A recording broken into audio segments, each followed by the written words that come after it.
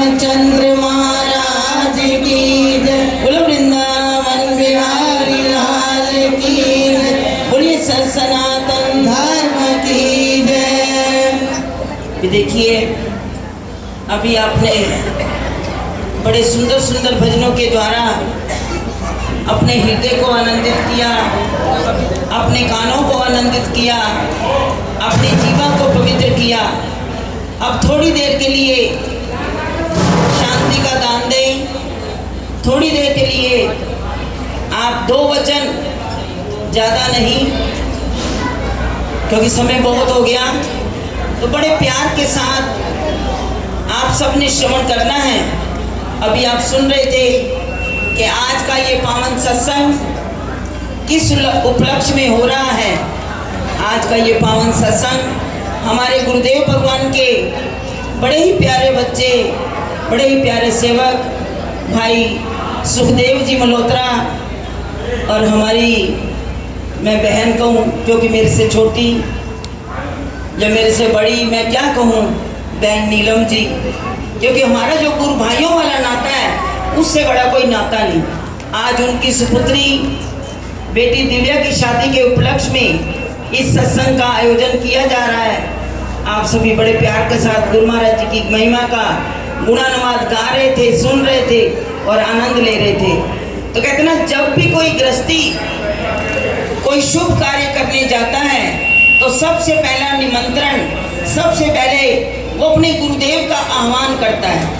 गुरुदेव भगवान जी के चरणों में जाकर अरदास की जाती है और पहला निमंत्रण गुरुदेव के चरणों में दिया जाता है। तो इन्होंने सबसे पहला कार्ड श्री नंगली निवासी भगवान जिनकी महिमा आप श्रवण कर रहे हो कि वो दुनिया को क्या कर देते हैं।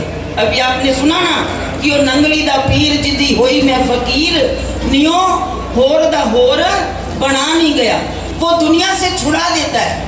अगर आप सच्चे मन से, सच्चे हृदय से सदगुरु के चरणों में बैठ गए हो ना, तो वो आपको अपनी भी होश नहीं रहने देता। और अगर आपका मन कहीं बाहर दौड़ रहा है, इस शरीर को अपने सत्संग में बिठा रखा है, कहते ना, मन दिया कहीं और तन संतन के संग, कहे कबीर कोरी गजी कैसे लागे रंग। वो नाम का रंग नहीं चढ़ सकता अगर हमारा ध्यान बाहर भटकता है। तो गुरु महाराज जी का इन्होंने पहला निमंत्रण गुरु महाराज जी को दिया और उन्हें क्या कहा, अरदास की, गुरुदेव मैं आपका ओट आसरा लेकर, मैं आपका ओट आसरा लेकर ये शुभ कार्य बच्ची का विवाह करने जा रहा हूँ। तो गुरुदेव आपने उसमें शामिल होना है और आपकी कृपा से सभी कार्य जो हैं वो निर्विघ्न संपन्न हो, उसमें कोई बाधा ना आए। और उसका प्रमाण आज मिल गया। अभी कह रहे थे ना कि लिखा हुआ है, सबने भविष्यवाणी कर दी कि 1 तारीख को इतनी बारिश, 100% बारिश। उसी के डर से, क्योंकि बाहर देख रहे हैं, हमें सूचनाएं मिल रही हैं, हमें भाई जी नंगली साहब से आए हैं, सारे रास्ते बारिश और भीगते हुए आए हैं। लेकिन यहाँ गुरु महाराज जी ने अपनी छतरी कर रखी है, यहाँ उन्होंने छतरी कर दी।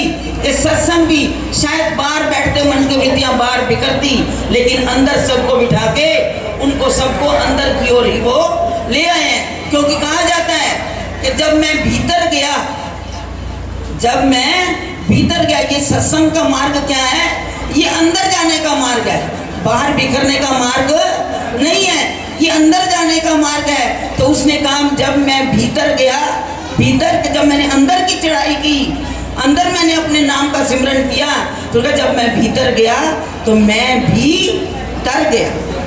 सदगुरु तो ये कहते हैं।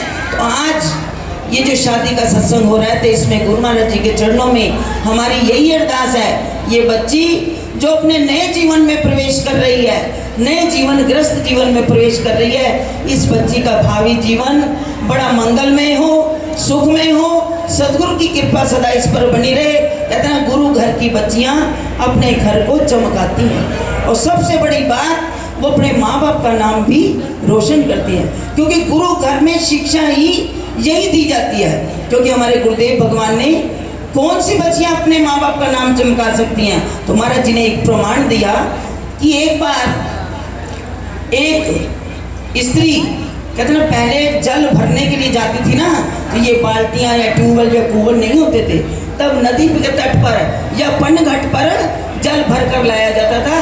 तो एक घड़ा नहीं, एक बाल्टी नहीं, गागर गागर पे ऊपर गागर गागर के ऊपर इतने घड़े रखकर वो जल लेने जाती थी। तो एक व्यक्ति ने संतों से प्रश्न कर दिया, गुरुदेव कि मन को कैसे एकाग्र किया जाता है, मन को एकाग्र कैसे किया जाता है? तो उन्होंने कहा कि बताने वाली बात नहीं है, ये अनुभव की बात है। तो उसको वो ले गए एक नदी की ओर, नदी की ओर जब ले गए तो कहने लगे बेटा यहाँ बैठ जा। जब उसको बिठा दिया, जब बिठाया तो उन्होंने कहा देख वो सामने नदी से एक पनिहारन जल भरकर ला रही है, मटके के ऊपर मटका, मटके के ऊपर मटका, वो रख कर जल भर के आ रही है। तो मुझे ये बता कि इसका जल इतने मटके रखे होने पर भी, और ये गीत भी गा रही है, भजन गा रही है, और मस्त चाल इसने दोनों हाथों से मटके को भी पकड़ नहीं रखा, दोनों हाथ इसके नीचे हैं, लेकिन इसकी गागर में से जल गिर क्यों नहीं रहा? उस बच्चे ने बड़े प्यार से कहा गुरुदेव इसका जल इसलिए नहीं गिर रहा क्योंकि ये चाहे इसने मटका नहीं पकड़ा हुआ, चाहे ये गीत गा रही है, लेकिन इसका जो ध्यान है, इसकी जो वृत्ति है, इसकी जो सुरती है, वो अपनी गागर के अंदर है कि मेरा पानी कहीं छलक ना जाए, चाहे मैं गाऊं, चाहे मैं बजाऊं, चाहे मैं कुछ भी करूं, लेकिन मेरे मटके से पानी गिरना नहीं चाहिए। सुरती कहाँ है? ध्यान में, उन गागर के अंदर कि मेरा पानी ना छलके।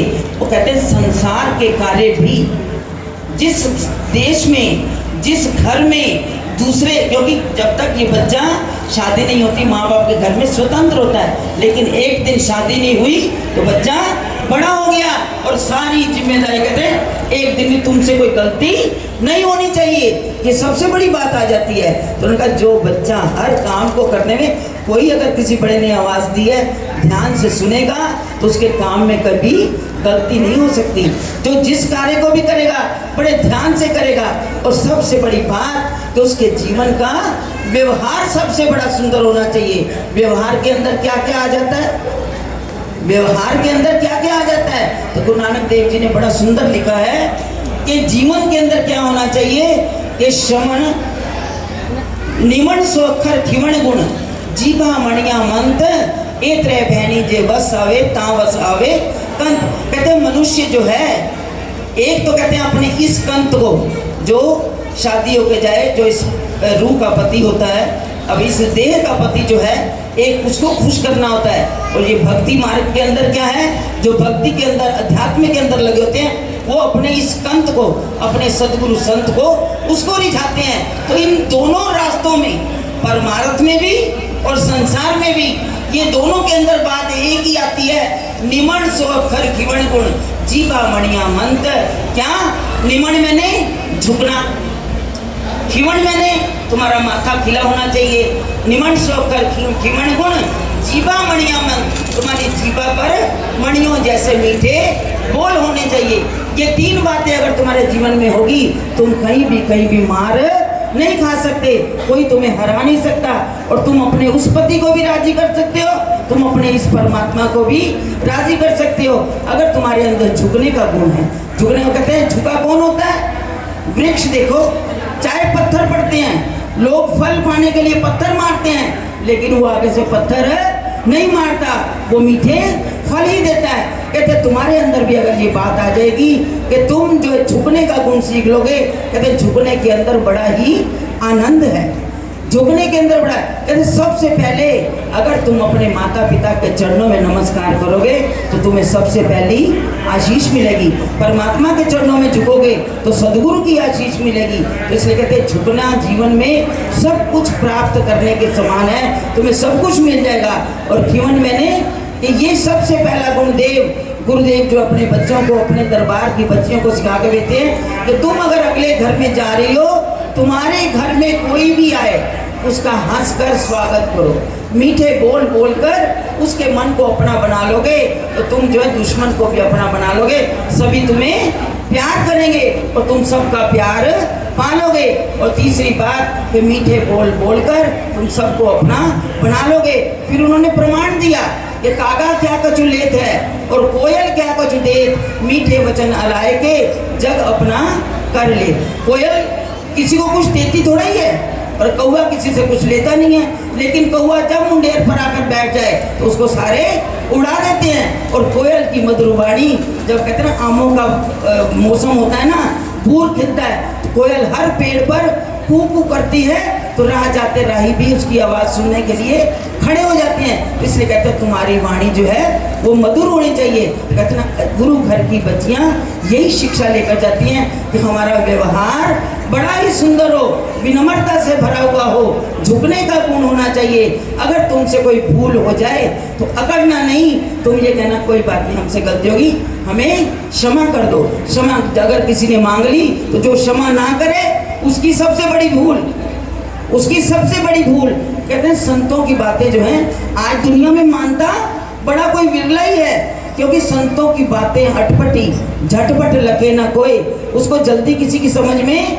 नहीं आती। कहते झटपट लखे ना कोई, जो मन की खटपट मिटे तो झटपट दर्शन होए। अगर सदगुरु को प्राप्त करना है, अपने परिवार का प्यार प्राप्त करना है, तो थोड़ी मन की छोड़नी पड़ती है।